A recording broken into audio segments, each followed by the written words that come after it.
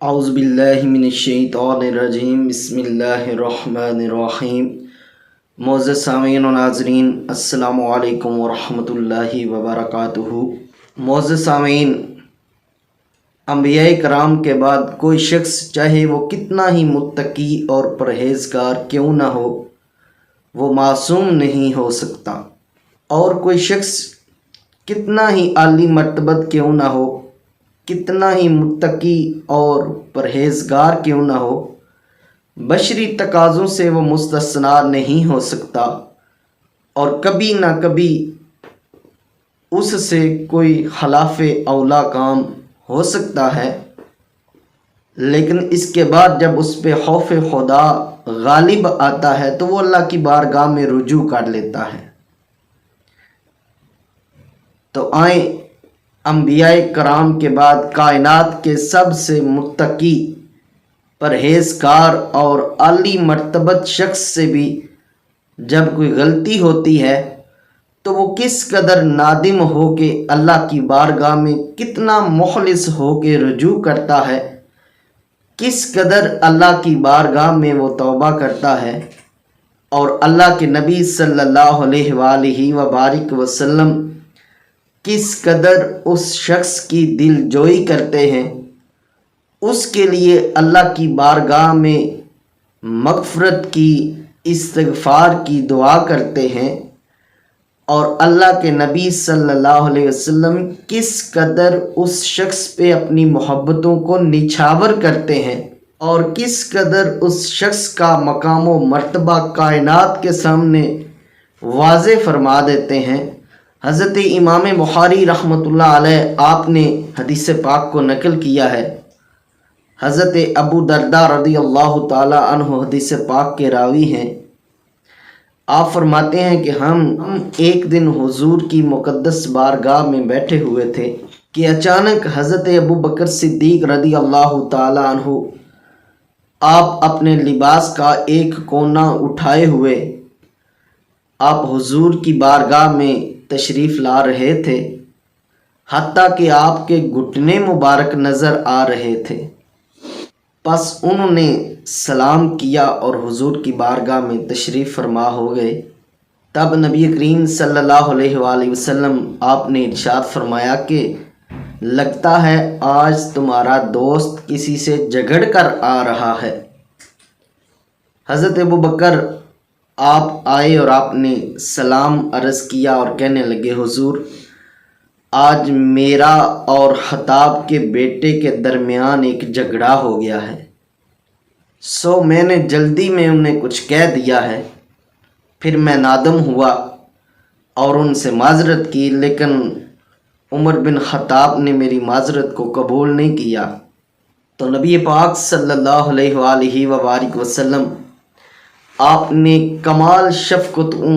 اور محبتوں کا اظہار کرتے ہوئے ارشاد فرمایا کہ اے ابو بکر، اللہ رب العزت تجھے معاف کرے، اللہ رب العزت تجھے معاف کرے، اللہ رب العزت تجھے معاف کرے۔ آپ نے 3 دفعہ ارشاد فرمایا کہ اے ابو بکر، اللہ رب العزت تجھے معاف کرے،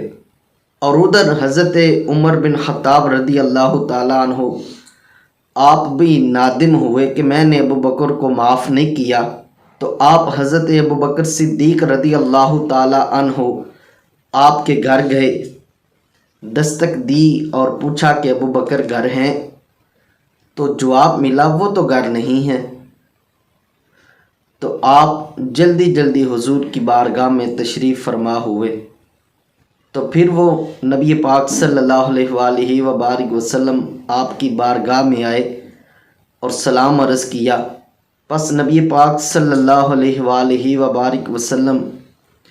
آپ کا مبارک چہرہ متغیر ہونے لگا۔ تو حضرت ابو بکر صدیق رضی اللہ تعالیٰ عنہ آپ خوف زدہ ہونے لگے۔ تو 2 زانوں بیٹھ کے آپ نے 2 مرتبہ عرض کی، حضور اللہ کی قسم میں ہی ظلم کر رہا تھا۔ تب نبی کریم صلی اللہ علیہ وآلہ وبارک وسلم آپ نے ارشاد فرمایا کہ اللہ رب العزت نے مجھے مبعوث کیا تو تم نے میرا انکار کیا تھا، پس تم لوگوں نے کہا کہ نعوذ باللہ تم جھوٹے ہو، اور ابو بکر نے مجھے سچا کہا اور اپنی جان و مال سے میری غم گساری کی۔ پھر 2 مرتبہ حضور نے فرمایا، کیا تم لوگ میرے صاحب کو ستانا چھوڑتے ہو یا نہیں؟ تو صحابہ فرماتے ہیں کہ اس واقعے کے بعد کبھی بھی ابو بکر صدیق رضی اللہ تعالیٰ عنہ آپ کو ایذا نہیں دی گئی۔ تو معزز سامعین، اس سے پتہ چلتا ہے کہ اللہ کے محبوب کی بارگاہ میں حضرت ابو بکر صدیق رضی اللہ تعالیٰ عنہ کا کیا مقام و مرتبہ ہے، اور آپ حضرت ابو بکر صدیق سے کس طرح محبت رکھتے ہیں کہ اگر حضرت عمر بن خطاب رضی اللہ تعالیٰ عنہ آپ جیسی ہستی بھی اگر حضرت ابو بکر صدیق سے ناراض ہوں تو حضور ان سے بھی کس طرح ناراضگی کا اظہار فرماتے تھے۔ تو معزز سامعین، تو خود اندازہ کریں، اگر ان شخصیات کے سامنے حضور اس انداز میں ابو بکر صدیق سے محبت کرتے تھے تو آج کے زمانے میں ایک عام آدمی اگر وہ حضرت ابو بکر صدیق رضی اللہ تعالیٰ عنہ کے بارے میں